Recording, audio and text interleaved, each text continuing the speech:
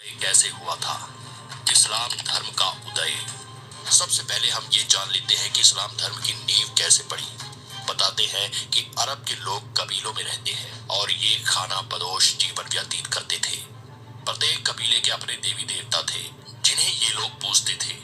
इन कबीलों का नेतृत्व एक शेख के द्वारा होता था, जिसका चयन कुछ हद तक पारिवारिक संबंधों के आधार पर होता था, लेकिन ज्यादातर बुद्धिमत्ता, व्यक्तिगत साहस और उदारता के आधार पर किया जाता था।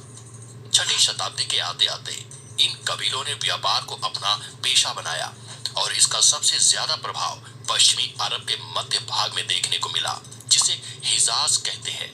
आपको बता दें कि इस्लाम उदय के दो प्रमुख स्थान मक्का और मदीना इसी इलाके में आते हैं। बाद में कुछ लोगों ने शहरों की ओर पलायन किया।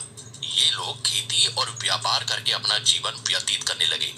मक्का सबसे महत्वपूर्ण व्यापारिक केंद्र होने के साथ साथ एक मुख्य धार्मिक स्थल भी था। इस्लाम धर्म का जन्म 7वीं सदी में अरब देश में हुआ और इस धर्म के संस्थापक और प्रवर्तक हजरत मोहम्मद साहब थे। 612 ईस्वी के आसपास उन्होंने स्वयं को खुदा यानी अल्लाह का दूत बताया और अल्लाह के द्वारा बताए गए मार्ग को लोगों के सामने रखा। बताते हैं कि मोहम्मद साहब ने 15 वर्षों तक एक गुफा में रहकर चिंतन एवं मनन किया और उसके बाद उन्हें अल्लाह के दर्शन हुए।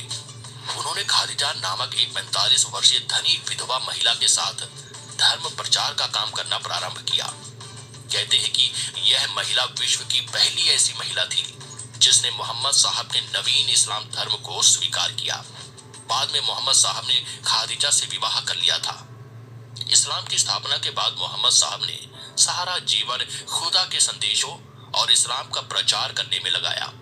जिस समय मोहम्मद साहब ने इस्लाम धर्म की नींव रखी, उससे पहले अरब के लोग प्राचीन अरबी धर्म का पालन करते थे।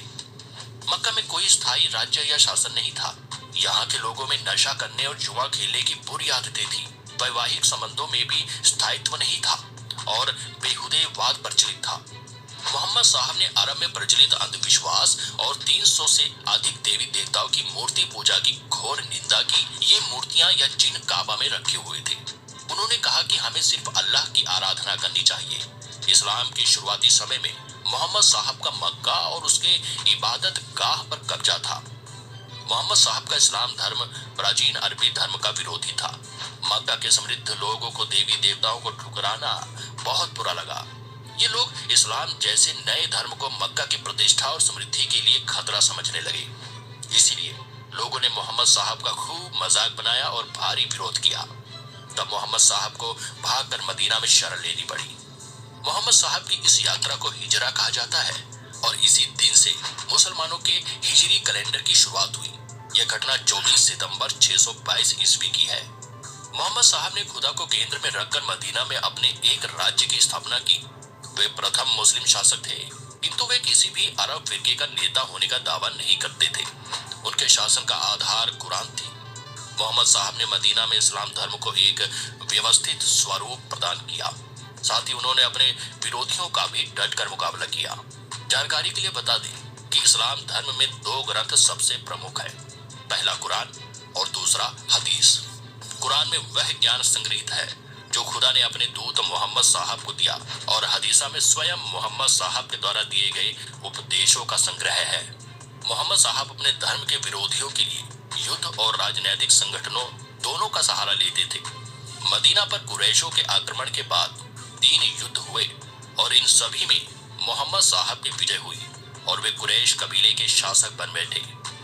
इस तरह मोहम्मद साहब ने इस्लाम का प्रचार किया और हमेशा पैगंबर ही कहलाए। उन्होंने कभी भी किसी अन्य पद या स्थिति को स्वीकार नहीं किया। 632 ईस्वी में उनकी मृत्यु हो गई। हजरत मोहम्मद की प्रमुख शिक्षाएं क्या थी? हजरत मोहम्मद ने अपने अनुयायियों को 5 मुख्य शिक्षाएं दी थी, जो कि इस तरह है। नंबर 1, हजरत मोहम्मद का कहना था कि प्रत्येक मुसलमान को इस बात में विश्वास रखना चाहिए कि अल्लाह एकमात्र पूजनीय है और पैगंबर मोहम्मद उनके पैगंबर है। नंबर 2, हर एक मुसलमान को दिन में 5 बार नमाज अदा करना अनिवार्य है। नंबर 3, निर्धनों को जकात देना चाहिए। जकात एक प्रकार का दान है। नंबर 4, इस्लाम को मानने वालों को रमजान के महीने में रोजे रखने चाहिए। नंबर 5, प्रत्येक मुसलमान को अपने जीवन काल में एक बार जरूर हज यात्रा करनी चाहिए। पैगंबर मोहम्मद ने अपना कोई उत्तराधिकारी नियुक्त नहीं किया था, इसलिए जनसाधारण ने उनकी मृत्यु के बाद अबू बकर को उनका उत्तराधिकारी बनाया, जिसे खलीफा कहा गया। हजरत मोहम्मद के बाद खलीफाओं ने इस्लाम धर्म को आगे बढ़ाया। उनके नेतृत्व में अरब के बाद मिस्र, ईरान, इराक और सीरिया जैसे देशों तक इस्लाम धर्म का विस्तार किया। इस्लाम इतिहास में अब्बास वंश के शासकों ने सबसे अधिक समय तक शासन किया। भारत पर अरबों का आक्रमण और इस्लाम धर्म का प्रवेश। भारत पर अरबों का पहला आक्रमण करीब 7वीं शताब्दी में हुआ था और इसके बाद इस्लामी आक्रमणकारियों ने बार बार भारत पर हमला कर यहाँ की मूल संस्कृति पर आघात किया और यहाँ इस्लाम धर्म की स्थापना की। इराक के हाकिम अल हज्जाज ने मोहम्मद बिन कासिम के नेतृत्व में अरबों को सिंध पर आक्रमण करने के लिए भेजा था। मोहम्मद बिन कासिम हज्जाज बिन यूसुफ का भतीजा और दामाद था। 712 ईस्वी में अरब आक्रमणकारी ने सिंध पर विजय हासिल की थी। हज्जाज उस वक्त इराक का राज्यपाल था। हज्जाज ने ही मोहम्मद बिन कासिम को 17 वर्ष की आयु में मरगान तट के रास्ते सिंध भेजा था। दरअसल हज्जाज बिन यूसुफ को कई अरबी व्यापारियों से सूचना मिली थी कि भारत के राजाओं के पास खजाने के असीम भंडार है। यह सुनकर उसके मन में लालच आ गया था। तब उसने भारतीय खजाने को लूटने और इस्लाम धर्म की जड़ें मजबूत करने के मकसद से मोहम्मद बिन कासिम को सिंध पर हमला करने के लिए राजी किया था। एक मत ये भी सुनने को आता है कि कासिम को सिंध भेजने का कारण यह था कि समुद्री लुटेरे अल हज्जाज के जहाजों को जिस क्षेत्र में लूट रहे थे वह क्षेत्र दाहिर के राज्य में आता था। जब हज्जाज ने दाहिर के इस बारे में जांच पड़ताल के लिए कहा तो उन्होंने इस बात से साफ इनकार कर दिया कि लुटेरों से उनके राज्य का कोई संबंध नहीं है। अल हज्जाज ने दाहिर से अपने लूटे गए जहाजों के बदले जुर्माने की मांग की थी, मगर दाहिर ने असमर्थता जताते हुए कहा कि उनका उन लुटेरों पर कोई नियंत्रण नहीं है। दाहिर के इस जवाब से हज्जाज भड़क गया और उसने सिंध पर आक्रमण करने का निश्चय किया। फारसी ग्रंथ चचनामा में अरबों की सिंध पर जीत की जानकारी मिलती है। बताते हैं कि मोहम्मद बिन कासिम अपने सैन्य सिपाहियों को लेकर राजा दाहिर से युद्ध करने के लिए जब भारत आया तो उसने दाहिर के विरोधियों को बड़ी चालाकी से अपने साथ मिला लिया। इस तरह उसके पास सैनिकों की कोई कमी नहीं थी। युद्ध की घोषणा होते ही मोहम्मद बिन कासिम की सेना ने सिंध की सेना पर जबरदस्त आक्रमण कर दिया। राजा दाहिर हाथी पर बने लकड़ी की गद्दी पर बैठकर बड़ी वीरता से कासिम के सैनिकों से लड़ रहे थे। राजा दाहिर की सेना कासिम की सेना पर भारी पड़ती नजर आ रही थी और कासिम से ये बर्दाश्त कर पाना मुश्किल हो रहा था। तब उसने बड़ी चालाकी से राजा दाहिर के हाथी पर जलते हुए तीरों से हमला करना शुरू कर दिया, जिस कारण लकड़ी के ढांचे में आग लग गई और देखते ही देखते ये आग इतनी भीषण हो गई कि दाहिर राजा का हाथी बेकाबू हो गया। वह आग को बुझाने के लिए सिंधु नदी के पानी में चला गया।